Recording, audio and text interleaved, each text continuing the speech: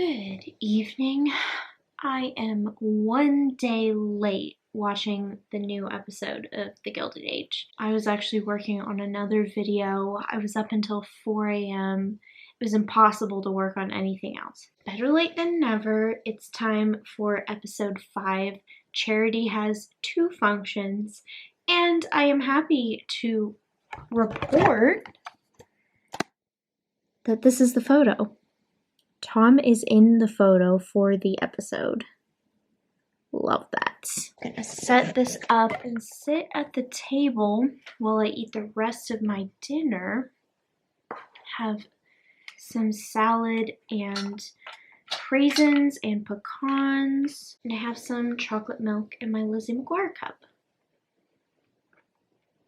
Let's go.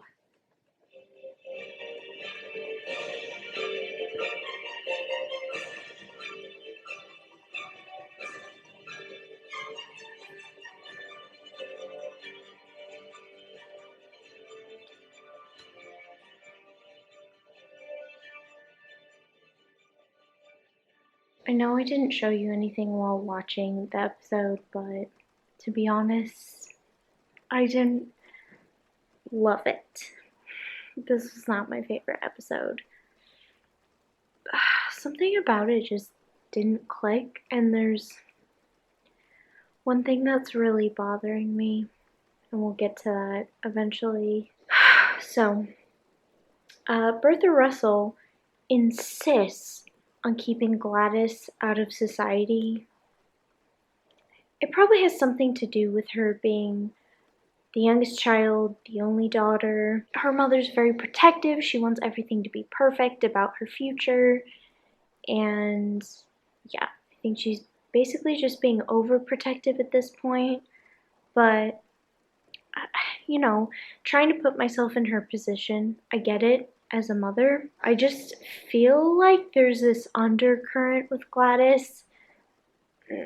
Like she might rebel in some way. I don't even know if that's possible for her, being so young, but I don't know. I can already see with both her and her brother, Larry, they know their parents very well. They know what they're capable of, and I don't think they 100% agree with their methods. So that could create some interesting family drama in the future. Peggy forgives Marian, but makes it clear she runs her own life. They have several interactions throughout this episode, and it seems like they're getting better. Their connection, their communication, but there's definitely still walls, especially from Peggy. Marian is going to have to work really hard to prove herself because she broke any trust that was developing between the two of them, and in order to make it work, she's going to have to prove that she learned from what happened and she's willing to take a cold, hard look within and work on herself. This isn't just about treating Peggy better. This is about treating people who are different, period. So, yeah, we'll see how that goes. Audra McDonald was back as Peggy's mom. When she arrives at the Van Rhijn house, Peggy is actually out, so she talks to Marian. And I give her credit. She isn't rude at all. She doesn't even bring up the shoes. And listen, she doesn't have to be nice. But she is so kind to Marian and so polite. Better woman than I, honestly. She doesn't ask anything of Marian, but she does express her feelings about Peggy living away from home. She is working for a rich white woman in a white neighborhood as a secretary with a secondary job at a newspaper. She could be living at home, like the comfort of her own family home, and she describes it as somewhere where she could walk in front entrances rather than back entrances. And Marian has to agree, and she says, I guess I never thought of it that way. Marian does bring it up with Peggy, but Peggy's very touchy about the family thing, and she really doesn't want Marian prying. And I don't think Marian should take that personally. Family is just a touchy subject, and I'm going to touch on this again at the very end, so just hold that thought in your mind. Mrs. Armstrong, who works in the Van Rhijn household, goes out on her day off. Everyone thinks she's going out for herself. She takes food from the kitchen, including a really delicious pie, and they think she's just going to have the time of her life, right?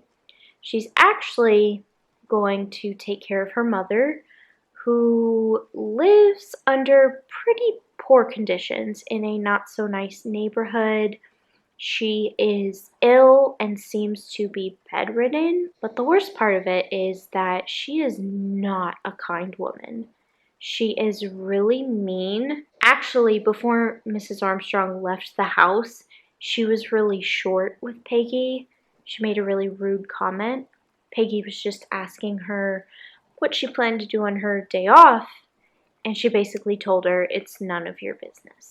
But seeing how her mother treats her, I'm not saying that's an excuse. Like, she should not turn around and treat other people that same way. I'm thinking either her mother has always been verbally abusive, or it's possible she has some form of dementia, which can cause anger issues. And then she gets back to that Van Rhijn house and everyone's like, how was your day? Oh, I bet you just spoiled yourself. It sounds so lovely. And she's like, oh yeah, I really spoiled myself. I went from hating her to feeling for her. I don't know her story. I assume we'll learn more. Why else would they show it? But I did feel for her by the end of that scene. She's definitely caring a lot more than people know, because obviously she's not being honest with the people around her. So we'll see where that leads. Mr. McAllister makes his grand entrance. If you remember, when Bertha Russell first met with Aurora Fane, she mentioned a guy who could really help her earn a top spot in society. She was talking about Mr. McAllister, who is played by none other than Nathan Lane. Yes, Nathan Lane is finally on the show. Apparently, he is the man you want to connect with to be somebody in New York City society. I thought it was Mrs. Astor. He is friends with her. They're very closely connected. It sounds like he's running the show, basically. I don't know. He actually seems to really like Bertha Russell, which bodes well for her and her family. But the shocking thing is that Tom is at this little get-together, and he actually takes a liking to Tom and mentions that he also wants to help him. So, you know, this whole thing with Tom trying to move up in society to impress Marian's aunts and hopefully gain their approval seems to be working. So we'll see where that goes. There's actually more on that later. I don't want to think about it. Mr. Ward McAllister. My dear Mrs. Fane, please forgive me if I'm late, but we were arguing over the wine for tonight. Whom were you arguing with? My butler, Perriman, who thinks he knows everything. It's different for me. I do know everything. But do you know Miss Brook? I know of Miss Brook. And how is Mrs. Van Rhijn and your dear Aunt Ada? Very well. They'll be pleased to hear you remember them. And you must be? Mrs. George Russell. May I present Mr. Ward McAllister? What a pleasure. Mr. McAllister. Here's Charles. Ah, And this is Mr. Raikes, newly arrived and already cutting a swath through the city. hardly. I can easily believe it. How do you do? Let us hope I may be of help to you, Mr. Riggs. Shall we go into luncheon? Right this way. I hope I'm sitting near you, Mrs. Russell. I want to hear all about your husband's railroad empire. Then I guess you'll have to speak to Mr. Russell. Oh, but I don't want the facts. only the gossip. Turner runs into Oscar van Rhijn. They interact, and there's just a hint of something between them, and then Oscar says he wants to meet her. More on that later. We see an interaction between Agnes van Rhijn and Peggy. Honestly, I think Agnes genuinely cares about Peggy. It was another scene where we really see a different side of her. If I'm remembering correctly, we haven't really had a scene like that since the whole thing went down with Ada and that man from their past who turned out to not have good intentions. This was another scene where we see more of Agnes's heart and her sweet side, and I don't know, I think she's genuine when she talks to Peggy. I really do. Mrs. Morris makes an appearance and makes it clear that she blames the Russell family for killing her husband. She doesn't like that Bertha is climbing the societal ladder, and she wants revenge. So Bertha should watch her back because Mrs. Morris is angry. Another horrible thing she says, she scolds Aurora Fane for being associated with a potato digger's daughter. That's what she calls Bertha, because as I've said before, she's new money. She was not born into money. She came into money later in life. In 2022, that sounds like a dumb insult, but I can see it for what it is. And I know it's very mean. I cannot believe she made that comment. She also complains about Peggy being at this Red Cross event. Obviously, not wanting to be seen with a black woman. Clara Barton, the nurse who is running the whole thing, overhears her and makes it a point to personally invite Peggy in. MVP of the whole episode. Loved that. After the whole Red Cross thing, Tom walks Marian to her room. This is probably why I don't like this episode. I don't like what they did with Tom's character in this moment. He tells Marian, I guess I should say goodnight now, and she says, well, what else would you do? And he implies that part of the reason he came on this overnight trip was because he hoped maybe he could stay with Marian, whether that be for a couple hours or overnight, whatever. And then they end up passionately kissing before being interrupted by Peggy. I should be more happy about their first kiss, but something about the way Tom acted really irked me, and I really hope I'm wrong.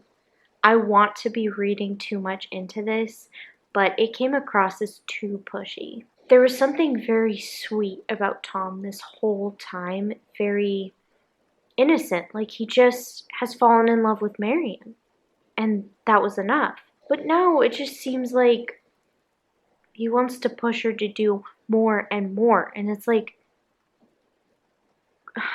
just wanting to court her, be in her presence, communicate, get to know her better, that should be enough.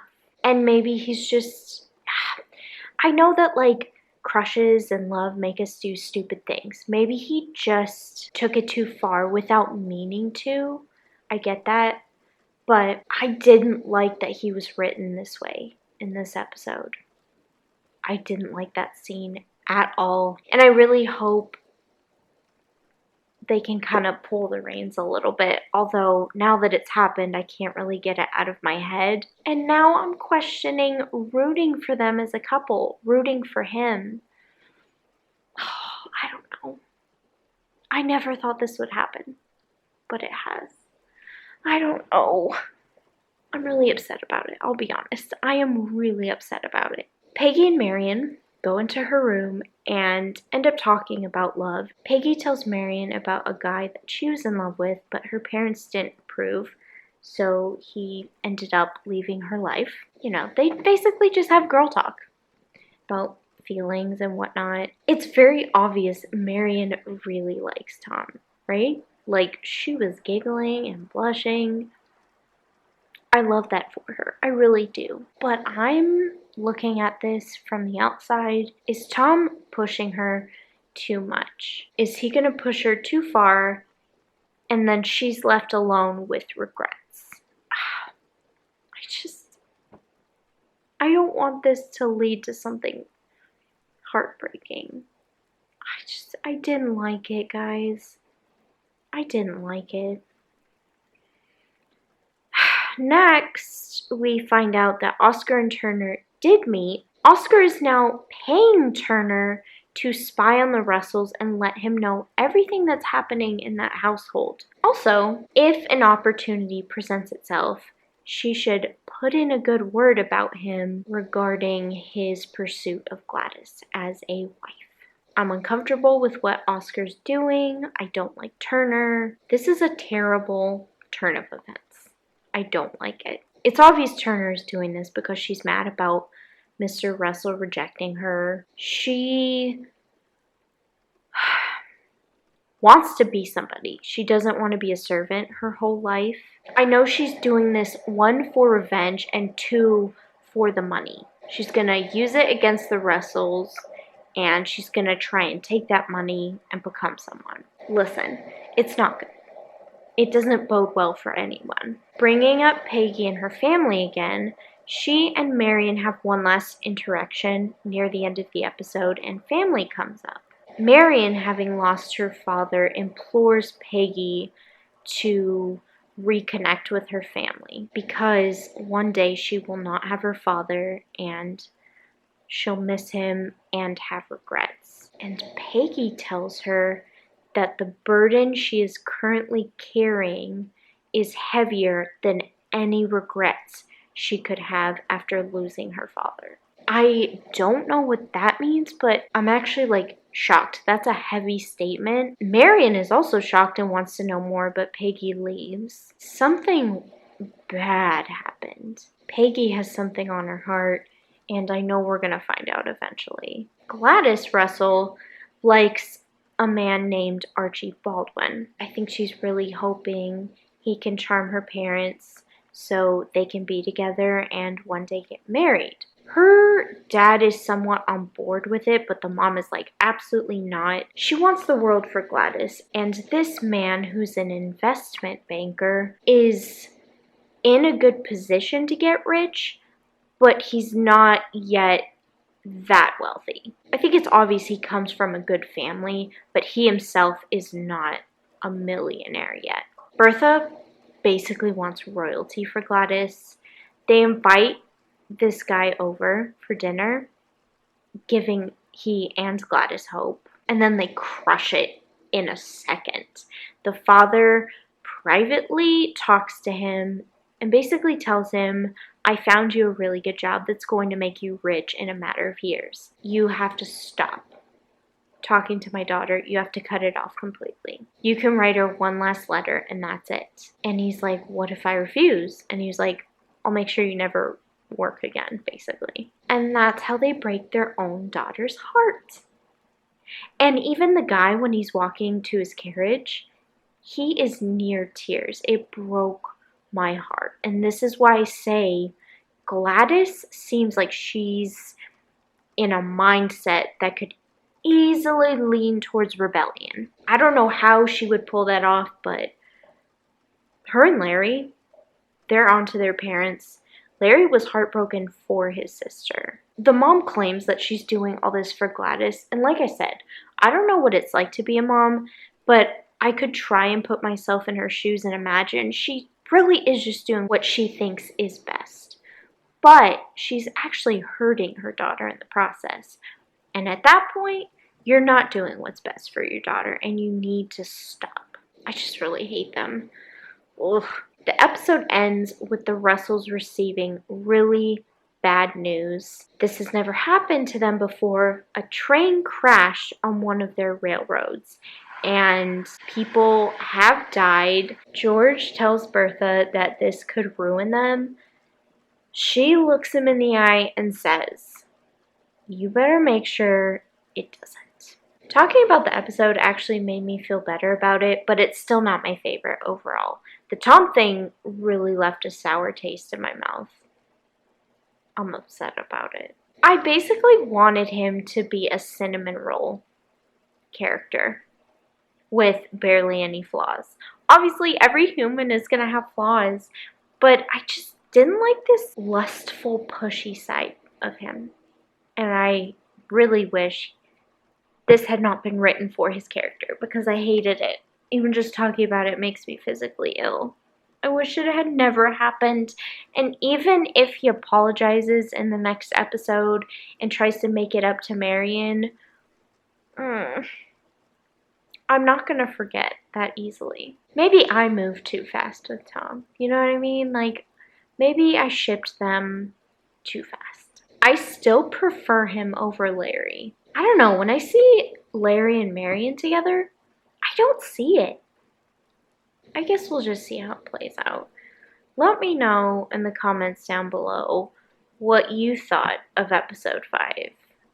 I'm very curious to know, especially because this is the first episode where I wasn't feeling it. If you enjoyed this video, please give it a thumbs up. Don't forget to hit that red button down below to subscribe and to become a member of my YouTube family. Also, click the bell to turn on your notifications. I will see you next week. Bye!